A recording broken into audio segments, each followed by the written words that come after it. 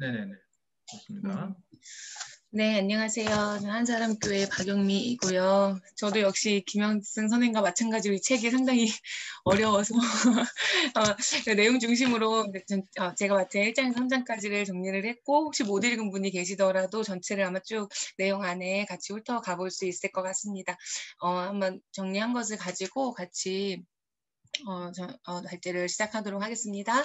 먼저 교회 또 하나의 가족 이 책을 시작하면서 두 개의 교회의 개념을 이제 제시를 하면서 시작을 합니다. 가정교회 그리고 가정교회의 기반을 둔 교회 이렇게 두 가지의 개념을 이야기하는데 일단 가정교회는 일종의 확대된 그리스도인 가족이다 하면서 이 가정교회는 함께하는 그리스도인들의 삶을 개발하기 위해서 그리고 각 구성원의 신앙을 일상생활에 적용하기 위해서 하나님과의 관계를 깊게 하기 위해서 어떤 이런 목표를 가지고 가정교회가 이제 이루어진다라고 제시하고요. 또 가정교회의 기반을 둔 교회는 주로 가정교회들로 이루어진 지역교회다라고 하면서 하지만 규모가 점점 커져간다는 의미를 두지는 않는다라고 얘기합니다. 그래서 여기 그러니까 제가 처음에 이 두 개념이 약간 헷갈렸어서 뭐 이해하셨겠지만 가정교회가 이렇게 개별적으로 존재한다면 이 가정교회가 모여서 지역교회를 이룬 것이 가정교회 기반을 둔 교회다. 이렇게 두 개의 개념으로 정리를 했습니다.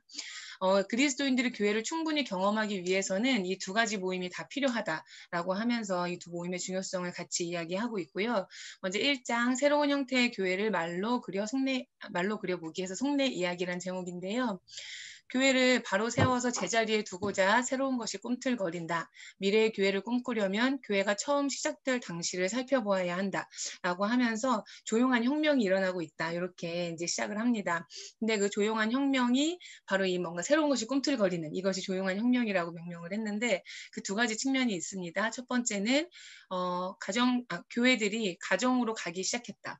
이 책의 영어 제목이 그때 우평재님이 얘기해 주셨었는데 The Church Comes Home이잖아요. 교회가 집으로 간다. 뭐 이렇게 한다면 그 첫 번째 측면을 교회들이 가정으로 가기 시작하는데 가정으로 간다는 것은 서로 얼굴을 맞대고 모일 수 있는 약간 그런 의미를 여기서 강조를 한다고 느꼈고요. 가정은 어떤 곳이냐 그럼 교회가 시작된 곳이면서 교회의 역할 중 하나로서 교회가 되기로 의도되었던 곳이 바로 가정이다. 여기서 말하는 의미가. 그리고 기존 교회 생활의 특징이었던 여러 가지 안전함과 안락함을 포기하면서까지 거룩한 동요에 의해서 마음이 움직여 이러한 움직임에 참여한 사람들이 있다. 그들이 이 여행을 통해서 얻을 수 있는 것은 다른 사람들과의 밀접한 관계, 하나님과의 더 깊은 관계, 삶과 사역 가운데서 자신의 신앙을 더 잘 표현하게 되는 유익이다.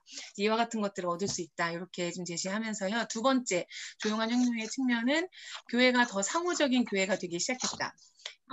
첫 번째는 가정으로 가기 시작했다. 두 번째는 상호적인 교회가 되기 시작했다라고 하는데 상호적인 교회라는 것은 관객보다는 우리가 관객의 입장으로 교회에 갈 때가 많이 있는데 관객보다는 참여자로서 좀 더 활동하도록 격려하고 머리뿐만 아니라 마음과 영혼을 다 드리고 물질뿐만 아니라 은사와 이야기도 모두 함께 나누도록 초청한다. 이렇게 그 혁명의 움직임을 제시합니다. 이제 큰 기관들의 한계에 대해서 얘기를 하는데 그 한계들은 자신들이 섬겨야 할 사람들의 필요를 채우거나 그들의 능력을 향상시킬 수가 없고 개인의 정체성과 가족, 친구 관계에서의 심각한 위기가 생길 때 그것을 멈추게 할 수 없더라. 이제 그런 큰 기관들의 한계를 이야기했습니다. 이건 책의 내용을 그대로 좀 발췌했는데요. 읽겠습니다. 은사중심 예배, 전도집회, 소그룹 모임, 치유세미나 등은 이들 중 어떤 것도 현재 세계가 필요로 하는 인격의 변화나 유기체적 복음 증거로 나아가지 못한다. 이것이 교회가 어떤 면에서는 심장이 너무 약하게 뛰어서 내부 사람들을 충분히 지탱해주거나 교회 밖의 사람들에게 매력을 주지 못한 이유다. 소그룹, 가정교제 모임, 셀교회 같은 최근의 실험들은 올바른 방향을 가리키고는 있지만 교회가 가야 할 만큼 교회를 이끌 정도로 충분히 전심을 다하지는 않고 있다.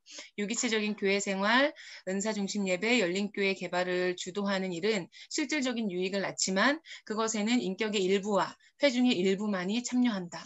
이러한 방식들은 모두 소속감과 참여의식을 충분히 제공하기에는 부족하고 하나님은 이러한 발전들을 더 전진시킬 사람들을 찾고 계시며 기꺼이 그들을 목적지까지 인도하고자 하신다라는 부분을 보면서 약간 저를 초청하는 듯한 그런 느낌을 받았어요. 하나님이 찾고 계신 어떤 이와 같은 것을 더 발전시킬 사람들이 있겠구나, 우리일 수 있겠구나라는 생각을 합니다.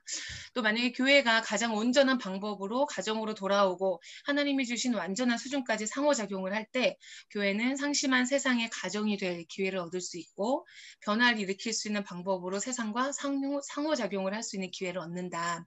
이렇게 제시하면서요. 뭐 몇몇 목격자의 증언하면서 이런 가정교회나 가정교회 기반을 둔 교회는 사실 말로 설명하는 것보다 직접 경험하는 것이 가장 좋다. 이렇게 이제 이야기를 하는데요. 여기서 가정교회로 모이는 것은 그리스도 안에서 공동체적 삶을 개발하기로 헌신한 성인들과 그 자녀들이 얼굴을 맞대고 만나는 것이다. 그들은 자신들을 교회로 보고 또한 하나님의 백성의 더 큰 그룹과 정기적인 모임을 가지는 것의 중요성을 인식하고 있다. 그리고 더불어 가정교회의 기반을 둔 교회는 활기차고 작은 교회 그룹으로 모이는 사람들의 더 확대된 모임. 이 모임은 충분한 은사와 성숙함을 지닐 만큼 크지만 각 구성원이 어린이들을 포함한 모두의 이름을 알 수 있을 만큼 작다. 결국은 어떤 인격적인 그런 교제의 가능성을 얘기해 주는 것 같고요. 24페이지에서 40페이지에 되게 다양한 교회의 모습들, 모임의 어떤 그 내용들이 기록이 돼 있는데 그것을 쭉 전체를 읽어보면서 제가 그냥 스스로 머릿속에 떠올랐던 것들을 몇 가지 정리를 했는데 하나하나 다 나열할 필요는 없을 것 같고요. 어떤 획일적인 틀에 맞추려고 하지 않는다. 이 모임의 특징이. 그리고 억지로 무엇인가를 하려고 하진 않지만 모두가 함께 노력한다는 인상을 받았고요. 다양성을 존중하며 모임이 아주 자연스럽게 진행된다. 목회자나 특정 지도자가 없지만 모임 안에서 하나님을 주목하고 스스로 자신과 하나님을 만나고 깨닫는다. 그리고 자기의 집을 기꺼이 내어준다. 이런 어떤 특징들을 좀 읽으면서 제가 정리해 봤습니다. 그리고 1장의 결론 부분을 보면요. 가정교회 생활을 하거나 가정교회에 기반을 둔 교회 생활을 하는 것에는 상당한 다양성이 있다. 단 하나의 접근 방식, 유일한 경배 방법, 한 가지뿐인 모임 방식이란 없다. 그러니까 그러면서 어떤 가정교회는 구조적 비공식성, 가정교회 기반을 둔 교회는 비공식적 구조 이런 걸 얘기했는데 개념 완벽하게 제가 이해하지 못했어요. 너무 영어가 어려워서. 가정교회들과 그 공동체들은 공통된 정신과 기풍을 가지고 있다라고 하면서 1장을 맺습니다.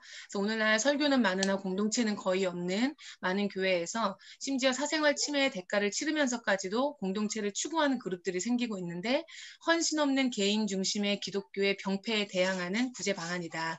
얘기하면서 헌신 없는 개인 중심의 기독교의 병폐라면 그럼 그 구제 방안이라면 헌신 있는 공동체 중심의 기독교가 되겠다. 이런 생각을 좀 반대로 해보았어요. 그렇다면 약간 우리가 추구하는 교회들이 헌신 있는 공동체 중심의 기독교라고 할 수 있을까? 그런 생각을 좀 해봤고요. 2장 초대교회 그리스도인들의 거꾸로 된 교회상 교회가 시작되었을 때를 가면 여기서는 아까 1장을 시작하면서 했던 미래의 교회를 꿈꾼다면 교회가 처음 시작되었을 때가 어떠했는지를 살펴볼 필요가 있다라고 했는데 2장에서는 좀 그 부분을 많이 제시해 주었던 것 같아요. 그래서 가정교회와 가정교회 기반을 둔 교회 공동체가 이미 이전부터 존재해 왔는데 그 시작은 어떠했냐. 공동체와 선교에 관해서 성경이 말하는 바를 그대로 실천하고자 하는 관심으로부터 생겨났다. 그 시작을 정리했고요. 새로운 교회를 다시 만들어내는 것이 아니라 초대교회의 생활에 존재했던 그 정신과 역동성을 우리의 문화에 적합한 방식으로 되살리는 것이 목표이다. 그러니까 이 부분들이 뒤에도 똑같이 강조가 많이 되고 있는 것 같았어요. 새로운 교회를 만들자가 아니라 아까 1장에서도 있었던 이 교회의 어떤 공통된 정신과 기풍이라고 썼었는데 2장에서도 초대교회 생활에 존재했던 그 정신과 역동성 이와 같은 것들을 우리가 2장에서 좀 알 수 있을 것 같습니다. 그러면서 이제 공동체라는 것을 언급하면서 하나님의 공동체를 창조하시고 심화시키시고 배가시키신다. 이렇게 세 가지로 분류해서 정리를 했는데 하나님의 공동체 창조를 본다면 구약 성경에 따르면 공동체는 공동체적 존재이신 하나님의 속성에 뿌리를 두고 있다. 우리가 이제 익숙한 창세기 1장에 우리의 형상을 따라 우리가 사람을 만들고 그러니까 우리라는 복수형 대명사를 사용된 것을 볼 때 여러 신학적인 의미가 있겠지만 여기서는 그것이 하나님의 공동체성을 드러내는 것이다 라고 하면서 공동체 존재이신 하나님의 형상을 따라서 지음받은 우리는 하나님의 피조물로서 우리 자신을 하나님뿐만이 아니라 다른 사람들과 공동체를 이루어야만 하는 상호 의존적인 존재로 보아야만 한다 하면서 공동체라는 것은 인간 사회에서 필연적인 것이다라는 걸 강조한다고 느꼈고요. 두 번째 하나님의 공동체를 심화시키신다라는 것은 하나님이 예수 그리스도를 통해서 공동체를 심화시키셨는데 예수 그리스도가 어떻게 그것을 하셨냐. 하나님과 그 백성 그리고 예수님과 제자들 간의 관계가 가족적인 특성을 가졌다는 것을 강조하셨다라고 하면서 마가복음과 요한복음 본문을 여기 넣었는데요. 제가 읽지는 않겠습니다. 그래서 누가 내 형제요 자매냐, 누가 내 어머니냐 이렇게 하시면서 내 뜻대로 행하는 자가 나의 가족이다. 이렇게 가족의 개념을 말씀하시고 강조하셨던 것이고요. 예수님은 제자들 그룹의 가족적인 특성을 확언하시면서 이것을 그들의 사명과 관련시키셨습니다. 예수님은 설교와 치유를 위해서 또 가르치기 위해서 식사를 위해서 집에서 모이는 것을 즐겨하셨다. 라고 하면서 공동체 심화. 그리고 세 번째, 하나님의 공동체를 배가시키신다라고 할 때 예수님이 죽으시고 부활하신 후에 제자들이 다락방에서 다시 모였을 때 성령이 제자들 위에 부어졌고 베드로는 궁중에게 설교를 했고 많은 사람이 회신했다. 그러니까 성전에 모이기를 힘쓰고 집에서 떡을 떼며 기쁨과 순전한 마음으로 음식을 먹고 하나님을 찬미하고 또 온 백성에게 칭송을 받으니 주께서 구원받는 사람을 날마다 더하게 하시니라. 그리고 좀 더 큰 장소인 성전에서 이루어지는 모임에서는 사도들이 베푸는 가르침과 다른 신자들과의 좀 더 폭넓은 교제가 있었는데 그리고 더 작은 장소인 집이나 방에서 이루어지는 모임에서는 하나님을 찬양하고 함께 공동체적인 식사를 했다.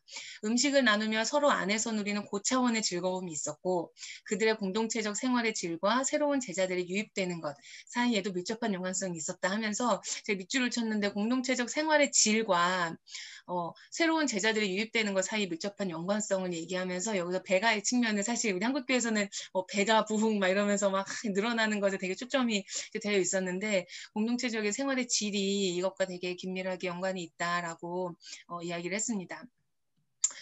공동체에 대한 그 시작을 이렇게 기초를 좀 다루고요. 그 다음에는 교회에 대한 바울의 이해라고 구분이 되어 있는데요. 바울은 교회를 특정 지역에 있으면서 정기적으로 모이는 그리스도인들의 연합체로 보았다. 하늘의 회중이 시간과 공간 안에 표현된 것이 지역교회다. 저 이게 되게 감동적이었어요. 하늘의 회중이 오늘날 이 땅에서 시간과 공간 안에서 표현되어 있다. 그러니까 우리가 곧 사실 그 교회가 이제 하늘의 회중 이라는 것을 생각하면서 좀 많이 감동이 되었었고요. 각 가정교회나 교회 공동체는 가능한 한 온전하게 그리스도를 중심으로 하는 하늘의 공동체를 드러내야 한다. 이것이 하나님이 주신 책임이다. 라고 하면서 어떤 그 추구해야 되는 방향들을 계속 강조하고 있습니다. 바울이 교회 네 가지 측면으로 교회관을 제시하는데 교회가 가정 같음, 총체성의 강조, 참여적인 형태, 외부지향적인 성격 이렇게 네 가지를 구분하면서 이게 뒤에도 계속 이어서 반복하는 것 같았어요. 첫 번째는 교회의 가정 같음. 오늘날 교회는 구성원 대부분이 다른 사람에 대해서 지극히 제한된 부분만 알고 있음에도 우리는 가족이라고 하늘 가족이라고 하고 이제 그렇게 한다라고 하면서 이제 문제 제기를 하고요.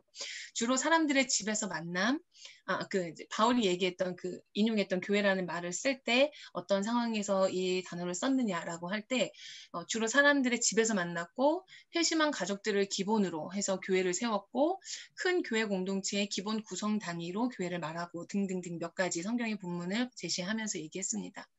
그 초대교회 가정 같음이라 함은 최선의 경우 초대교회가 말하는 그 교회가 가정이야 가족이야 라고 할 때 그 최선의 경우가 어떤 거냐면 구성원들이 서로에게 이상적인 아버지가 되고 어머니가 되고 아들, 딸, 형제, 자매가 된다는 것을 의미한다. 꼭 혈육의 부모만이 아니라 되게 이상적이지만 우리도 누군가도 아마 경험한 바가 있을 거라고 생각이 들어요.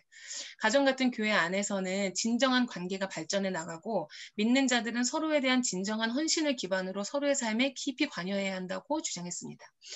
두 번째로는 총체성을 강조했는데 총체성이라 하면 하나님을 경배하는 것과 다른 사람과 교제하는 것을 약간 구분하는 하나님을 경배하는 게 좀 더 중요한 것 같은 이렇게 강조되는 경향이 있는데 그것이 아니라 이건 분리되는 활동이 아니다.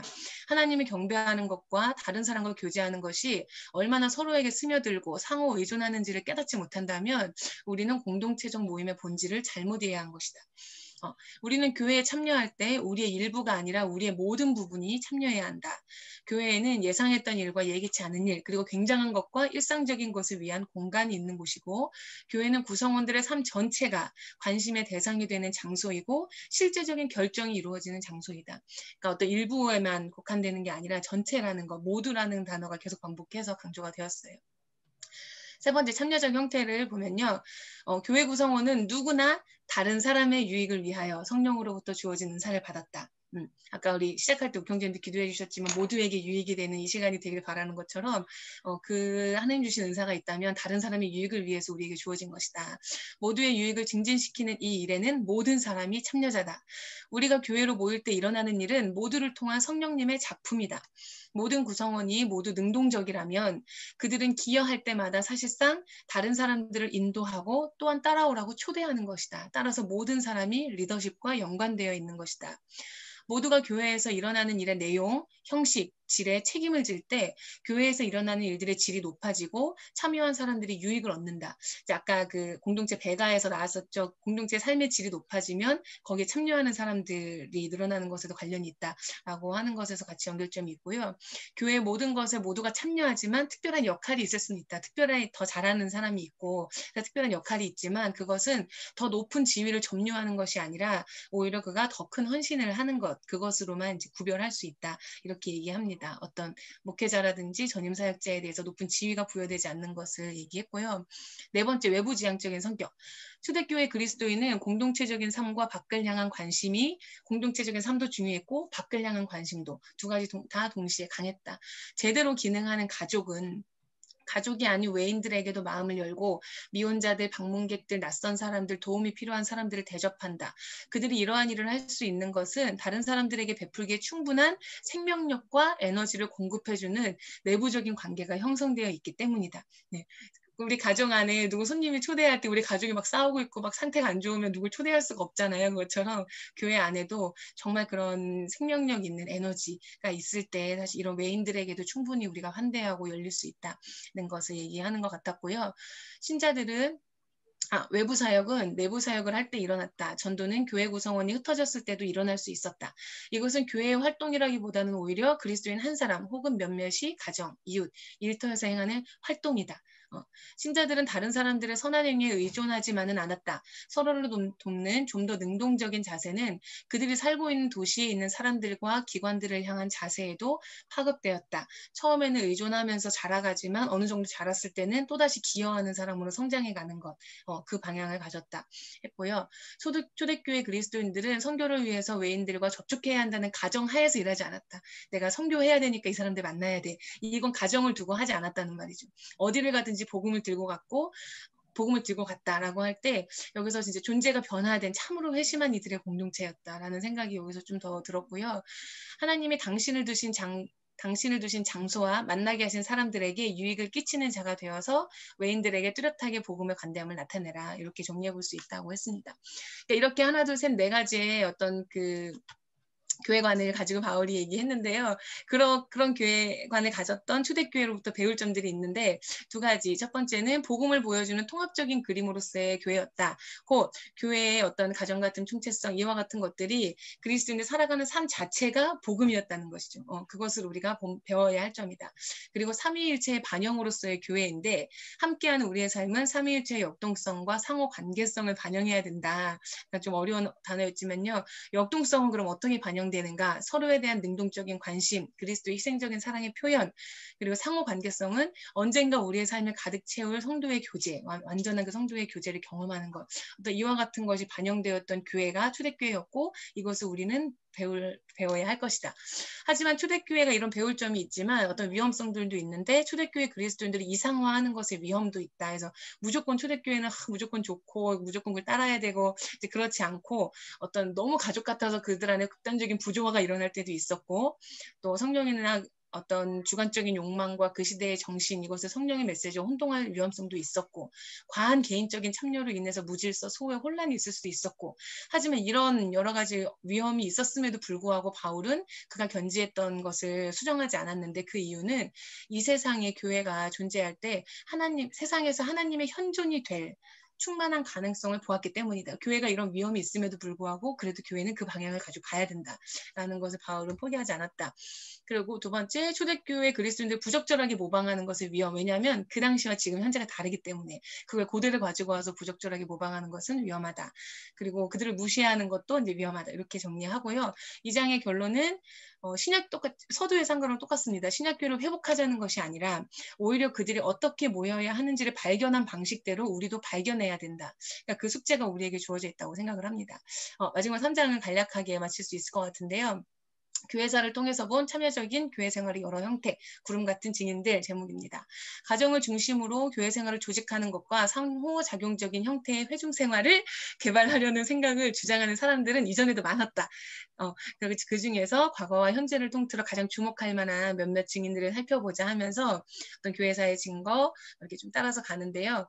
일단 초대교회에서 중세기까지는 후사도 시대에 발전하면서 로마 제국을 처음에 이제 우리 기독교가 처음에 이제 시작되어서 교회가 세워질 때 그 기독교는 본질적으로 가정을 중심으로 한 운동이었다.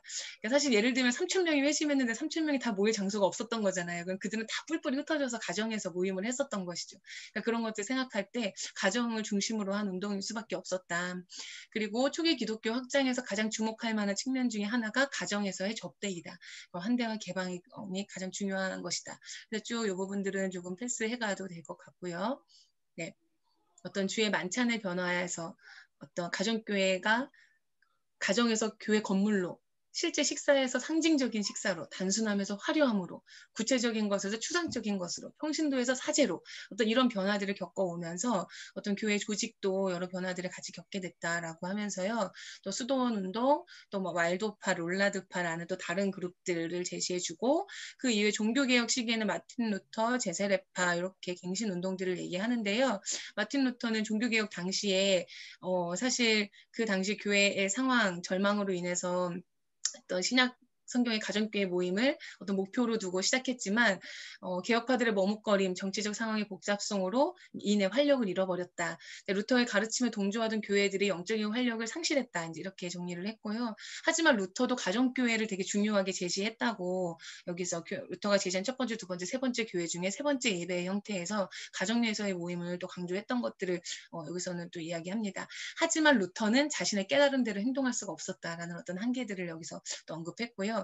제세례파, 루터가 보고 약간 당황했던, 쟤네들은 정말, 저 사람들은 정말 내가 바라는 걸 살아내고 있네? 이러면서 약간 루터에게 충격을 줬던 그룹이라고 여기서 묘사를 했는데, 루터가 마음으로 그리던 것들을 실제로 살아냈고, 그들 가운데는 서로 말씀을 가르치고, 말씀에 따른 근면한 삶을 가지고 있었다. 그러니까 제세례파들 오늘날까지도 그게 이어져 오는 것 같습니다. 몇 가지 원칙을 토대로 해서 그 공동체가 세워졌다라고 그 몇 가지 원칙들을 확인해 볼 수가 있고요. 이들은 주변 세상을 구현하기를 갈망했던 특성들을 함께 사는 삶으로 모범을 보임으로써 이러한 목표들을 공동체적으로 추구했다. 이제 말뿐이 아니라 이들은 실제 삶으로 살아냈다 하고 갱신 운동대에서 모라비아 교도들, 감리교인들 언급했는데 이 부분을 제가 짧게 정리했습니다. 모라비아 교도들은 사실 그 이후에 경건운동이나 학생운동이나 이 많은 것들이 영향을 미쳤던 운동이었던 것 같아요. 그래서 그 부분들도 저희가 함께 기억하면 될 것 같고요. 현대 그리스도인들의 증거에서는 비서구 그리스도인들에서 중국 본토, 남미, 다른 지역들 얘기할 때 중국 본토 하면 사실 가정교회를 생각하면서 좀 여전히 존재하고 있는 가정교회들을 한 번 더 생각을 해보게 됐고 그리고 서구교회의 목소리들은 성공회, 장로교, 침례교, 가톨릭, 초교파 이렇게 이제 정리를 했는데 여기서 침례교인의 목소리 한 가지만 언급을 하면요. 여기서 좀 특이했던 것이 어린이들은 오로지 가정교회를 하는 것을 통해서만 기독교 교육의 성경적인 모델을 충분히 경험할 수 있다. 이렇게 딱 얘기했다는 것을 볼 때 되게 어린이들의 기독교 교육을 중요하게 생각했구나. 이렇게 한 번 더 좀 생각을 해봤습니다. 마지막 결론입니다. 우리는 교회에 대한 개인주의적 이해나 조직적 이해에서 벗어나서 새로운 종류의 함께하는 삶을 형성해 나가는 공동체적인 이해로 옮겨가야 된다. 그러면서 사실 기존의 교회들은 이렇게 다른 거 새롭거나 전통적인 교회가 아닌 형태들을 정상 이하이거나 주변적인 것이라고 고집하지만 지금 이렇게 가정교회들과 가정교회에 기반을 둔 교회 공동체들이 새롭거나 이상한 것이 아니다라는 것을 우리가 보았다라고 하면서 이 그룹들은 그리스도의 충만함을 지니고 있으며 지역교회로서 모든 자원과 책임을 지니고 있는 것으로 인정되어야 한다. 이렇게 하면서 3장의 결론을 내립니다. 마지막으로 위르겐 몰트만이라는 시작자가 이상적인 공동체를 정의한 짧은 글을 읽으면서 마치려고 하는데요. 자신의 문제를 혼자 져서는 안 되며 자신의 무능력함을 숨길 필요도 없다. 할 말 있는 사람과 할 말 없는 사람이 따로 있는 것이 아니며 노인이나 어린이가 소외되어서도 안 된다. 사람은 불쾌하거나 동의할 수 없을 때조차도 다른 사람을 참아주고 때때로 다른 사람이 필요로 할 때는 그를 편안하게 내버려 둘 수 있어야 한다. 네, 이것으로 저의 발전을 마치도록 하겠습니다. 미리 말씀드리지만 이건 어디까지나 저의 개인적인 생각이지 꼴대 전체 견해는 아니다 이렇게 알아두시고요. 조금 센 발언들이 나올 수도 있기 때문에 미리 한번 얘기를 하고, 그리고 제가 마지막 공유를 뭐 이렇게 하면서 영상을 띄울 때 하우링이 일어나거든요. 이게 제 기계가 좀 컴퓨터가 안 좋아서 그럴까. 그때는 본인의 그 마이크 음속으로 하시면 하우링이 아니랍니다. 미리 말씀드리고요. 공유를 할게요.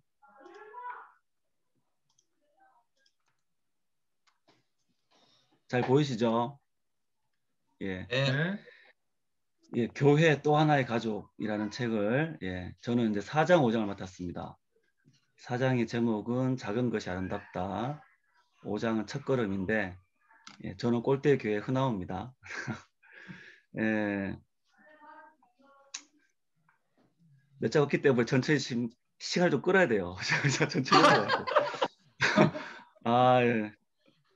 여백의 미를 좀 주고 난 다음에, 예, 들어갑니다.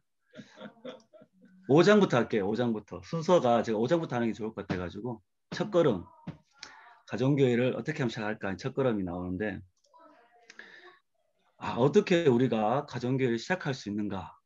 라는 질문, 어떻게 가정교회들이 생각할 수 있는가라고 했는데, 이 책의 저자는 어떻게 우리가 가정교회를 시작할 수 있는가라는 질문은 아니다라고 얘기하죠. 그러니까 우리는 어떻게 가정교회를 생각할 수 있는가? 이거는 이제 사람이 하는 거냐, 성령님의 어떤 인도하심이냐, 좀 후자에 많은 비중을 둔다라고 이렇게 생각해요. 맞는 말인 것 같아요. 저희도 가정교회를 시작하자고 한 건 아니거든요. 이런 모습의 교회를 만들고 싶어서 어떻게 계획을 짜고 이게 아니라 그냥 오다 보니까 어느 순간 우리도 가정교회 아닌가라고 이렇게 되어진 거지, 시작하려고 했던 건 아닌 것 같아요. 예. 그러면서 이제 가정교회 시작의 전제 조건을 이분이 책에서 4가지를 얘기하세요. 그래서 다 잘 읽으셨기 때문에 저는 간단하게 얘기하겠습니다. 첫 번째는 확고한 기반이라고 얘기하는데, 한 사람이 주도하기보다 많은 기도와 토론, 만남이 또 계속 깊어지면서 자연스럽게 함께 교회가 되기를 바라게 된대요. 그랬나요, 모두들? 그렇게 그렇게 된대요. 이거 우리 같이 교회하면 되겠네, 이렇게. 그 전에 많은 시간이 필요하대요. 이분은 모든 사람이 하나의 교회를 형성하는 것이 좋다라고 결정하기까지 여러 주가 걸렸다는데, 이거 놀라운, 저희는 한 3년 걸렸거든요.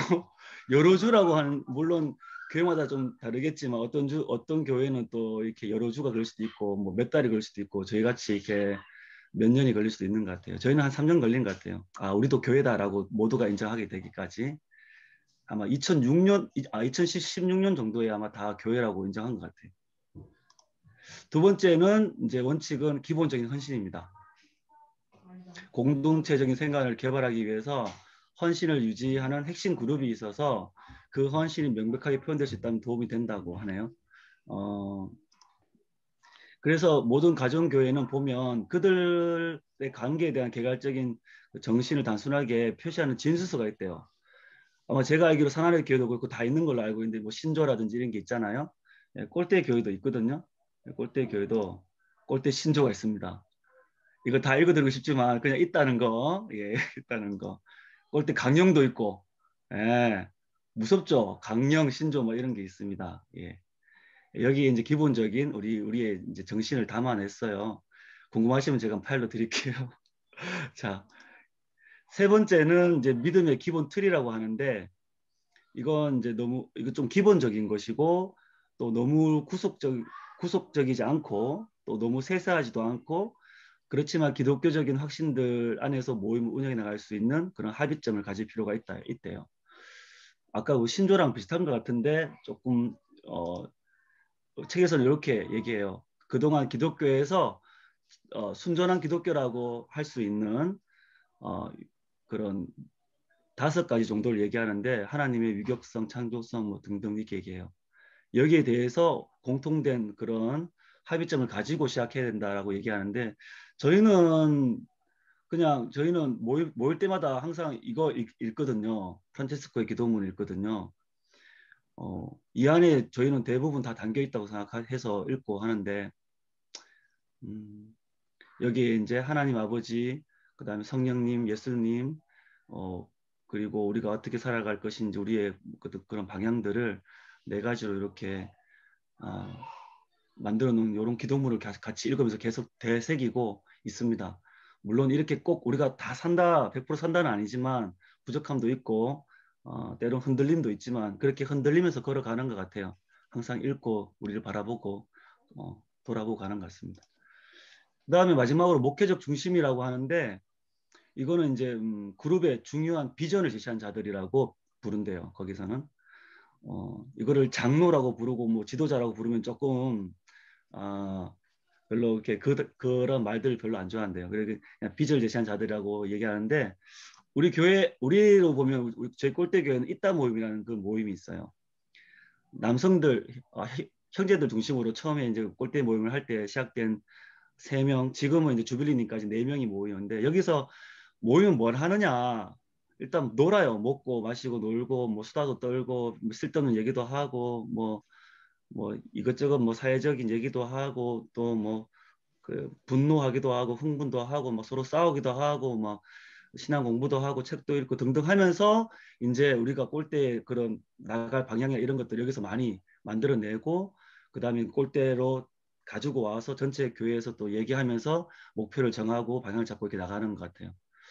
하지만 이 중심적인 모임에서 우리 이따 뭐 다 하는 거 아니거든요. 아까 우리 박유민 선생님 말씀하셨지만 모두가 같이 하는 거고 모두가 은사대로 섬기는 거거든요. 그래서 뭐 우리 가운데 허비는 꿈꾸는 사람이에요. 이 사람이 이제 어떤 비전, 이렇게 우리보다 항상 앞서 나가서 멀리 보고 꿈을 꾸고 저는 좀 무식한 사람 용감하다고 그냥 막 하는 사람이고 그다음 메스는 이제 균형을 잘 잡아요. 우리 둘이 막 싸우면 좀 말리기도 하고 그다음에 우리 또 이제 주빌리님은 꼴대 어른으로서 대외 활동도 많이 하시지만 꼴대 적응을 하고 계십니다. 꼴대 모임 너무 많다고 항상 이렇게 웃으시면서 꼴대 모임이 너무 많아서 우리 교회로 왔는데 모임 더 많다고 책 읽어서 아시죠, 주빌리님? 가정교회 모임이 많아야 됩니다. 책이 자주 모인다잖아요. 많이 모인답니다. 그렇고 그 다음에 우리 아바드님은 여성분인데 돌봄이나 배품이나 섬김의 아이콘이고 소비와 같은 경우 소비는 이제 목적 지향성을 가지고 우리가 잘 가고 있는지 항상 점검하게 만들고요. 그리고 은자라는 이름이 원래 작은 자에서 비롯됐거든요. 우리 공동체 안에 작은 자다라고 시작했는데 이분이 사실 그 은근 큰 자예요. 큰 자고 은근 실세고 이분이 결정해야 갑니다. 이분이 마지막에 딱 승인 떨어지면 가는 거지. 못 가요. 그 전까지는 디테일하시고 그리고 가장 중요한 우리 아이들 없어서는 안 될 존재들이죠. 우리 아이들 다 하나하나가 소중한 교회의 일원이다라고 생각하고요. 그래서 이제 마지막으로 우리가 첫걸음 내딛기 위해서 2가지 원칙이 필요하다. 첫 번째는 세워줌의 원칙. 모든 것을 함께 결정해서 모두가 최대한 유익을 얻을 수 있도록 한다. 세워줌 원칙. 2번째가 일치의 원칙이라고 모든 것이 그룹에 있는 모두에 의해서 결정되게 한다. 이렇게 해요. 그래서 우리는 다 책을 잘 읽으셨으니까 무슨 내용인지 다 아시죠? 설명을 안 해도. 자, 4장 갑니다. 작은 것이 아름답다. 자, 교회 성장하면 뭐가 떠오르십니까? 자, 우리 남고구 형제님 교회 성장하면 뭐가 떠오르십니까? 꼴대교회처럼 그 대형교회가 떠오릅니다. 그렇죠. 야, 우리 대학교 내가 첫째 떠오르시. 교회 성장하면 다 떠오르시는 어떤 이미지가 있을 텐데 저는 이제 제 개인적인 생각이니까 다 그렇지는 않을 거라고 생각하지만 저는 이런 게 떠올라요. 이게 이제 성경의 말씀을 끌고 와가지고 내 시작은 미약하였으나 나중은 창대하리라 많이 쓰는 말이고 그래서 항상 이렇게 어렵게 개척교회를 작게 시작하다가도 사람이 많아지면 꼭 건물을 짓습니다. 그리고 조금 더 괜찮으면 교육관도 짓고 카페도 짓고 그리고 큰 교회를 이룹니다. 근데 이게 나쁘다고 말한 게 아니에요. 이런 생각을 많이 하지 않느냐 교회 성장을 할 때. 그런데 이런 말을 들었어요. 제가 하나님은 가정과 교회를 만드셨다. 맞나요? 제가 잘 몰라서 하는 거예요. 제가 잘 모릅니다. 그런데 이 말은 좀 가정과 교회를 분리하는 말 같다는 생각이 들어요. 가정과 교회를 만드셨다. 가정 따로 교회 따로 만드셨다 이런 것 같아요. 그래서 가정은 가정이고 교회는 교회인 거예요. 그래서 약은 약사에게 설교는 목사에게 어디 가정에서 설교를 해? 안 돼. 가정은 가정이고 교회는 교회인가요? 그래서 저는 아닌 것 같아요. 저는 하나님은 가정 안에 교회를 두셨다고 생각해요. 저는. 그래서 예수님이 신랑이시고요. 교회는 신부예요. 그러니까 신랑과 신부가 같이 결혼해서 한 가정을 이루잖아요. 교회가 가정 아닌가 싶어요. 그래서 한 몸을 이루잖아요. 그 몸은 예수님이 몸이고 우리가 몸인 거죠. 가정이 교회지 가정과 교회가 따로 있을 수 있나 이런 생각이 들고 그럼 우리 이렇게 얘기하자. 아까 성장 얘기했는데 우리가 가정을 성장시킨다는 말도 잘 안 하지만 가정을 성장시킨다고 했을 때 가정 수가 이런 수가 계속 불어나는 걸 말하는 건가요? 가정이 막 한 100명, 200명, 1000명 그렇게 얘기 안 하세요. 안 보잖아요. 건강한 가정은 자녀를 잘 길러가지고 그 자녀가 다시 건강한 가정을 이루는 거 아닌가요? 그렇게 생각합니다. 그러니까 건강한 교회 그런 제목의 책이 있더라고요. 건강한 교회는 성장한다 뭐 이런 책이 있던데 건강한 교회가 성장한다. 물론 성장도 해야 되죠. 근데 그 성장이 몸집이 커진다는 의미는 아닐 거예요. 건강한 교회는 배가 한다가 맞는 말이 더 맞지 않나. 우리와 같은 또 다른 교회를 만들어내는. 그러니까 우리 교회에 오는 게 아닌 거예요. 전도하면 우리 교회에 와라가 아니고 그냥 예수님 믿고 하나님의 뜻대로 할 나라 일구는 대로 살아가면 되지. 우리 교회에 꼭 멀리 있는 사람까지 우리 교회에 끌고 올 필요가 있나 이런 생각도 들고요. 그러면서 이 책의 저자가 개인적인 고백을 하는데 왜 우리는 가정교회에 속해 있는가라고 얘기해요. 이 고백이 저의 고백이기 때문에 썼습니다. 하나님이 그곳에 더 충만하게 더 실제적으로 더 친밀한 방법으로 계시다는 것을 발견했다. 동의하시면 아멘 하시고요. 자, 그 다음에 우리의 함께하는 시간은 우리로 하여금 관련된 그룹의 바깥일. 그렇죠. 서로 다른 개인적인 갈등, 가족에 대한 책임, 직장 상황, 사회적 관심, 문화적 추구, 특정적인 사역과 접촉하게 한다. 우리 이거 막 우리 모여서 얘기하다 보면 당연히 이런 얘기 나오잖아요. 우리 안에서만 얘기하는 게 아니라 나옵니다. 나오고 이거를 서로 기도하다가 나오고 말씀 공부하다가 나오고 이렇게 이런 얘기가 나오면 우리가 이걸 또 공부하게 되고 연구하게 돼요. 하다 보면 이제 그 안에서 우리가 이제 인식들이 성경적으로 생각하게 되고 하다 보면 뭐가 되냐면 마지막으로 주변 사람들에 대한 관심이 생겨요. 그리고 사회에서 일어나는 일에 대해서 더 자세히 잘 보게 되고 어떤 일을 해야겠구나 하는 그런 욕구와 능력을 얻습니다. 이게 혼자는 잘 못해요. 마음이 있어도 못하는데 같이 하면 이걸 할 수 있더라고요. 그래서 우리 꼴대는 그래서 이제 대충 이게 적어본 건데 모이면서 우리 아마 처음 갔던 게 밀양 손전탑 같아요. 그래 한번 가보자 해서 가봤고 그 다음에 우리 주변에 있는 신육원이라는 아동 보호시설, 뭐 아내떼의 집, 뭐 지적 장애인들 이렇게 시설 가서 봉사하고 가족 봉사단 같은 경우는 이제 독거 노인들, 유진바이는 이제 북한 결핵 그 돕는 재단이고 우리가 또 후원하고 환경 문제를 또 얘기하다 보니까 환경 문제를 또 그리스도인들이 이걸 놓칠 수 없는 문제인 거예요. 그래서 또 하다 보니까 재봉소사님도 알게 되고 아마 송일쌤 통해서 알게 된 것 같은데 교육 문제는 당연히 우리 사교육부 정세상 그다음에 우리가 또 아이들과 함께 토요학교 하는 거 하면서 어떻게 아이들을 기독교적인 어떤 교육 철학으로 교육학과 고민하면서 같이 우리가 한번 교육하는 것 그런 것들을 하거든요.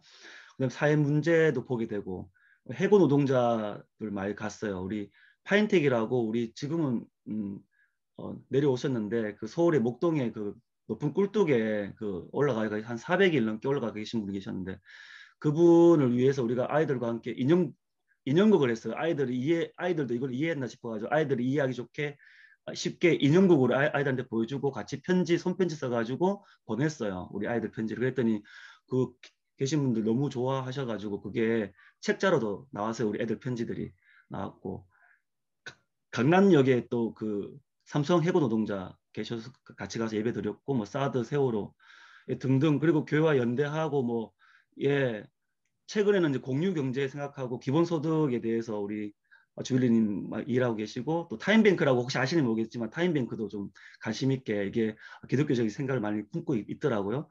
고민하고 있습니다. 일단 어쨌든 근데 이렇게 보니까 와 이거 무슨 사회단체 아니냐? 이거 사회적인 뭐 그런 같은데라고 생각할 수 있는데 가정교회는 어떤 이런 활동 그룹, 사회 활동 이건 아닙니다. 이건 조금 달라요. 물론 이건 포함하지만은 다르다. 그럼 가정교회는 뭐냐? 정의는 가정에서 교회의 소그룹, 셀이나 목장 이런 모임이 모여서 교회의 전통적인 예배 형식대로 가정 예배를 드리는 모임이 아니고 이게 아니고 가정교회는 이거예요. 그리스도 안에서. 그러니까 우리 이렇게 얘기해요. 가정교회 얘기하면 가정에서 모이는 거지 이렇게 얘기하는데 가정에서 모이는 게 아니에요. 가정교회는. 가정에서 많이 모이지만 밖에서도 모여도 돼요. 야외에서도 모여도 되고 어디서 모여도 상관없어요. 모이는 장소는 어디냐면 가정이 아니라 그리스도 안이에요. 그리스도 안에서 모이고 공동체적인 삶을 개발하기로 공동체적인 걸 이게 빠지면 안 된다. 공동체적인 삶을 개발하기로 헌신한 성인과 그 자녀들이 그냥 얼굴을 맞대고 만나는 거지 뭐 만나는 거예요. 이게 이제 그 책에 나오는 말인데 저한테는 많이 와닿았어요. 만나는 거예요. 만나서 뭐 하는데 그냥 찬양하고 기도하고 배우고 서로 나누고 사랑하고 놀고 먹고 그게 다예요. 그렇게 하는 거죠. 뭐. 그래서 가정교회는 확장된 그리스도 가족이라고 하는 거예요. 가족이 뭐 하는 거예요. 서로 보살펴주고 서로 책임지고 그런 거잖아요. 예. 예, 그래서 이거 간단하게 우리 교회 1년 영상을 하나 했는데 한번 보시면 이해가 될 것 같아서 한번 봅시다. 우리의 한계가 경험되는 자리입니다. 그러나 주님 우리의 한계 속에 주님이 십자가의 사랑을 경험하는 자리임을 또한 믿습니다. 우리를 위해 자기를 내어주신 주님의 마음, 주님의 흔적이 또 우리 안에 새겨지는 자리임을 믿습니다. 주님 우리의 연약함을 통해 우리의 부족함을 통해 이 땅을 회복하신 주님의 십자가의 사랑을 또 우리 안에 흔적으로 역사하시는 주님의 은혜를 우리의 삶이 노래하길 원합니다. 예수님의 이름으로 기도드립니다.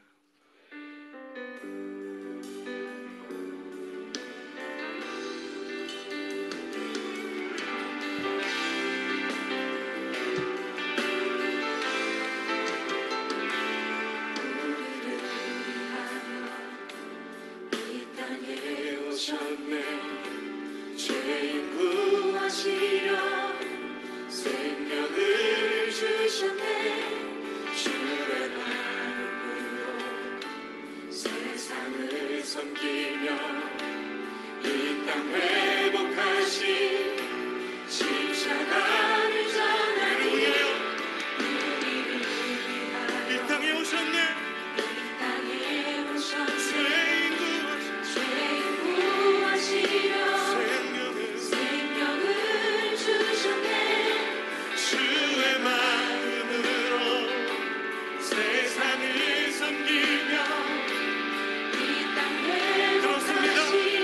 주의 사랑으로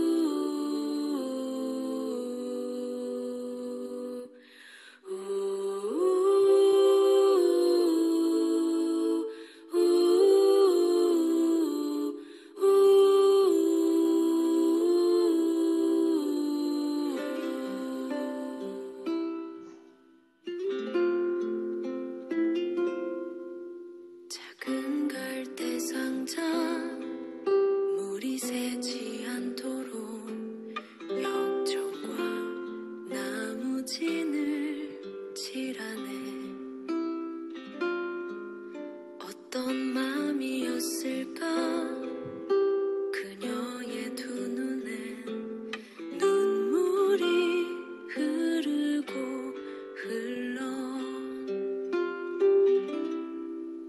동그란 눈으로 엄마를 보고 있는 아이와 입을 맞추고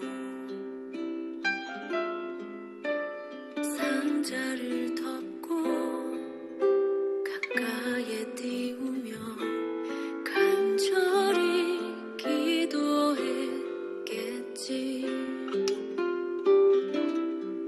정처 없이 강물에 흔들 흘러내려가는 그 상자를 보며 눈을 감아도 보이는 아이와 눈을 맞추며 주저앉아 눈물을 흘렸겠지. 너의 삶의 참 주인 너의 참 부모이신 하나님 그 손에 너의 삶을 맡긴다. 너의 삶의 참 주인 너를 이끄시는 주 하나님 그 손에 너의 삶을 드린다.